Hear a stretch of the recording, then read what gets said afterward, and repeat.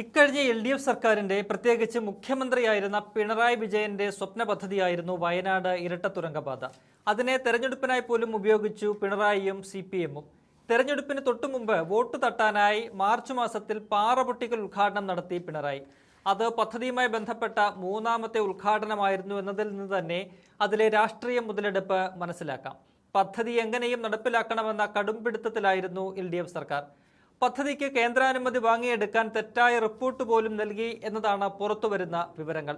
പദ്ധതി പ്രദേശം പരിസ്ഥിതി ദുർബല മേഖലയിൽ വരുന്നതല്ലെന്നും സംരക്ഷിത മേഖല അല്ലെന്നുമാണ് പൊതുമരാമത്ത് വകുപ്പ് 2022 മെയ് മാസത്തിൽ കേന്ദ്ര വനം പരിസ്ഥിതി മന്ത്രാലയത്തിന് നൽകിയ റിപ്പോർട്ട്. പ്രദേശത്ത് വനാവകാശ നിയമം ബാധകമല്ല, നഷ്ടപരിഹാര വനവൽക്കരണത്തിന് നൽകേണ്ട ഭൂമി പദ്ധതി പ്രദേശത്തില്ല എന്നൊക്കെയാണ് പൊതുമരാമത്ത് വകുപ്പ് കോഴിക്കോട് എക്സിക്യൂട്ടീവ് എഞ്ചിനീയറുടെ റിപ്പോർട്ടിൽ എഴുതി വച്ചിരിക്കുന്നത്. തുരങ്കപ്പാത കടന്നുപോകുന്ന വയനാട്ടിലെ വെള്ളരിമല വില്ലേജും കോഴിക്കോട് ജില്ലയിലെ തിരുവമ്പാടി വില്ലേജും ESAയിൽ ഉൾപ്പെട്ടതാണെന്ന വസ്തുത മറച്ചുവെച്ചോ അതോ അറിയാതെയോ ഈ റിപ്പോർട്ട് തയ്യാറാക്കിയതെന്ന ചോദ്യം ഉയരുന്നുണ്ട്. മൺസൂണിൽ സ്ഥിരമായ മണ്ണിടിച്ചിൽ സാധ്യതയുള്ള മേഖലയായി പരിസ്ഥിതിയാഘാത വിദഗ്ധ സമിതി കണ്ടെത്തിയ പ്രദേശത്താണ് തുരങ്കപ്പാത നിർമ്മാണം. ഇതൊക്കെ കൊണ്ടുതന്നെ തുടക്കം മുതൽ ഈ പദ്ധതിയിൽ വിഷയാധിഷ്ഠിതമായ എതിർപ്പ് UDF ഉയർത്തിപ്പോന്നിരുന്നു. അത് LDF പ്രതിപക്ഷത്തിരിക്കുമ്പോൾ ചെയ്യുന്നത് പോലെ കണ്ണടച്ചെതിർക്കുന്ന രീതി ആയിരുന്നില്ല, മറിച്ച് ക്രിയാത്മക പ്രതിപക്ഷം എന്ന നിലയിലുള്ള വിമർശനവും എതിർപ്പുമായിരുന്നു. ഇത്തരം ഒരു പദ്ധതിക്ക് അനിവാര്യമായ പാരിസ്ഥിതിക ആഘാത പഠനം നടത്താത്തതാണ് UDF പ്രധാനമായും ഉന്നയിച്ചത്. അത് ചൂണ്ടിക്കാട്ടി ശക്തമായ മുന്നറിയിപ്പ് അന്ന് പ്രതിപക്ഷ നേതാവായിരുന്ന VD സതീശൻ നൽകുകയും ചെയ്തിരുന്നു.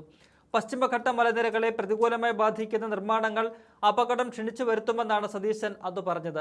എന്നാൽ സതീശനെയും UDFനെയും വികസന വിരോധികളെന്ന് ചാപ്പകുത്തി ആക്രമിക്കുകയാണ് CPM ചെയ്തത്. തങ്ങൾ വികസനത്തിനെതിരല്ല, എന്നാൽ ഇത്തരം വികസനങ്ങൾക്ക് മുമ്പ് കൃത്യമായ പഠനവും വിലയിരുത്തലും ആവശ്യമാണെന്നും UDF ചൂണ്ടിക്കാട്ടിയിരുന്നു. അന്ന് UDF ഉയർത്തിയ ആശങ്കകൾ ശരിവെക്കുന്നതാണ് ഇന്നലെ വയനാട് മുണ്ടക്കൈ കള്ളാടിയിലുണ്ടായ ദുരന്തം. ഇന്നലെ ഉണ്ടായ ദുരന്തം മനുഷ്യനിർമ്മിതമാണെന്ന് ഒറ്റനോട്ടത്തിൽ വ്യക്തമാകും. ഇക്കാര്യം മുഖ്യമന്ത്രി VD സതീശനും മന്ത്രിമാരും ആവർത്തിക്കുന്നുണ്ട്. അതിന് കാരണവുമുണ്ട്. പദ്ധതിയുടെ ഭാഗമായി എടുത്ത മണ്ണ് അതിനു സമീപം തന്നെ കൂട്ടിയിടുകയാണ് കരാർ കമ്പനിയായ കൊങ്കൺ റെയിൽ കോർപ്പറേഷൻ ചെയ്തത്. മണ്ണു മാറ്റണമെന്ന് നേരത്തെ തന്നെ പൊതുമരാമത്ത് ഉൾപ്പെടെ കമ്പനിയോട് ആവശ്യപ്പെട്ടിരുന്നു. എന്നാൽ അവർ അത് കേൾക്കാഞ്ഞതാണ് അപകടത്തിന് കാരണമായത്.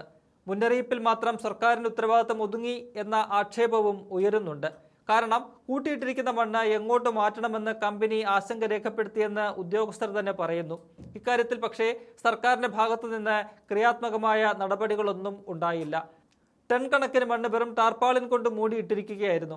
അതാണ് കഴിഞ്ഞ 2 ദിവസമായി പെയ്യുന്ന ശക്തമായ മഴയിൽ ഇടിഞ്ഞു വീണത്. ഒഴിവാക്കാമായിരുന്ന ദുരന്തമാണ് ഇന്നലെ സംഭവിച്ചതെന്ന് ചുരുക്കം. ഇതോടെ പദ്ധതിയുടെ മുന്നോട്ടു പോക്ക് സംബന്ധിച്ച് ആശങ്കകൾ ഉയർന്നു കഴിഞ്ഞു. ഇരട്ട തുരങ്കപാത ആവശ്യമായ ഒന്നാണ് എന്നതിൽ സംശയമില്ല. താമരശ്ശേരി ചുരത്തിലെ ഗതാഗത പ്രശ്നത്തിന് ശാശ്വത പരിഹാരം കാണുക എന്നതാണ് പദ്ധതിയുടെ പ്രധാന ലക്ഷ്യം. കോഴിക്കോട് ജില്ലയിലെ ആനക്കാംപൊയിൽ മുതൽ വയനാട്ടിലെ മേപ്പാടി വരെ ബന്ധിപ്പിക്കുന്നതാണ് തുരങ്കപാത. കോഴിക്കോട് മറിപ്പുഴ മുതൽ വയനാട്ടിലെ മീനാക്ഷിപ്പാലം വരെ 8.73 കിലോമീറ്ററാണ് തുരങ്കത്തിന്റെ നീളം. ഇരട്ട ട്യൂബ് തുരങ്കമാണ് വിഭാവനം ചെയ്യുന്നത്. ഓരോ തുരങ്കത്തിലും 2 വീതം ലൈനുകൾ ഉണ്ടായിരിക്കും. അങ്ങനെ ആകെ 4 ലൈൻ ഗതാഗതം സാധ്യമാകും. പദ്ധതി പൂർത്തിയായാൽ കോഴിക്കോട് വയനാട് യാത്രാ സമയം 1 മണിക്കൂർ കുറയും. കൊങ്കൺ റെയിൽ കോർപ്പറേഷനാണ് നിർമ്മാണ ചുമതല. പൊതുമരാമത്ത് വകുപ്പ്, കിഫ്ബി, കൊങ്കൺ റെയിൽ കോർപ്പറേഷൻ എന്നിവയുടെ ത്രികക്ഷി കരാറാണ് നിർമ്മാണത്തിന് രൂപീകരിച്ചിരിക്കുന്നത്. പശ്ചിമഘട്ടത്തിന്റെ പരിസ്ഥിതി സംരക്ഷിക്കാൻ കർശന നിബന്ധനകളോടെയാണ് പദ്ധതി നടപ്പാക്കുന്നത്. 2134 കോടി രൂപ ചെലവിൽ നിശ്ചയിച്ചിരിക്കുന്ന പാതയ്ക്കായി 33 ഹെക്ടർ ഭൂമി ഏറ്റെടുക്കുന്നു. വിശദമായ പഠനം നടത്താതെയാണ് നിർമ്മാണം തുടങ്ങിയതെന്ന് ചൂണ്ടിക്കാട്ടി വയനാട് പ്രകൃതി സംരക്ഷണ സമിതിയും വിവിധ പരിസ്ഥിതി സംഘടനകളും രംഗത്ത് വന്നിരുന്നു. നേരത്തെ ഉരുൾപൊട്ടലിന് ദുരന്തമുണ്ടായ പുത്തുമല, ചൂരൽമല, കവളപ്പാറ പ്രദേശങ്ങൾ തുരങ്കം വരുന്ന മേഖലയിലാണ്. ദുരന്തത്തിന്റെ പശ്ചാത്തലത്തിൽ പദ്ധതിക്കെതിരെ കൂടുതൽ ശക്തമായ എതിർപ്പുകൾ വരുമെന്ന് ഉറപ്പ്. ഇക്കാര്യത്തിൽ ഇനി മുഖ്യമന്ത്രി സതീശന്റെ നിലപാടാണ് നിർണായകമാവുക.